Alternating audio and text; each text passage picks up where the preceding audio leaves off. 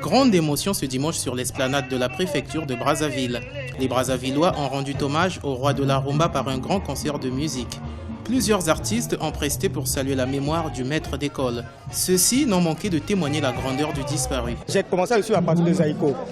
Et quand il est arrivé dans son orchestre maintenant là, il a inclus le locolé dans la musique. C'est quelqu'un qui a fait beaucoup de recherches dans la musique. C'est un monument qui est parti. Mais qu'est-ce que j'ai retenu de lui?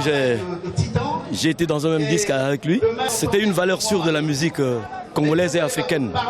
Et donc c'est un monsieur noble et humble en même temps. Beaucoup d'artistes font du ndombolo, de la rumba, c'est grâce à ce monsieur. Donc pour moi, Papa Wemba, c'est le roi de la rumba congolaise, je pourrais dire africaine. Papa Wemba, qui fut un grand sapeur, a été honoré par la présence de ses confrères qui ont défilé et dansé en sa mémoire. Même ses anciens collaborateurs ne réalisent toujours pas sa disparition.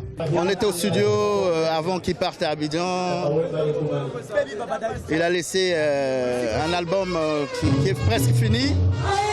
Et je ne réalise pas encore que ça soit arrivé comme ça. Est-ce qu'il le savait? Est-ce qu'il nous cachait des choses? Nous tous, on est dans les questionnements. Il y a des gens qui sont bien habillés, tout comme moi-même également. En fait, c'est l'idéologie que Papa Wemba nous a léguée. Rien qu'à travers la chanson, Wemba nous a fait rêver et nous a incités à être propres. L'organisateur a reconnu avoir perdu son maître, le premier musicien qu'il avait produit en 1982 lorsqu'il débutait sa carrière de producteur de spectacles. Si Papa Wemba ne m'avait pas permis de produire son groupe en 1982, je n'aurais peut-être pas rêvé. Et tout le temps, je suis resté accroché à lui. Mettez-vous à ma place, votre formateur. Je vous assure que je rends véritablement un hommage à Papa Wemba.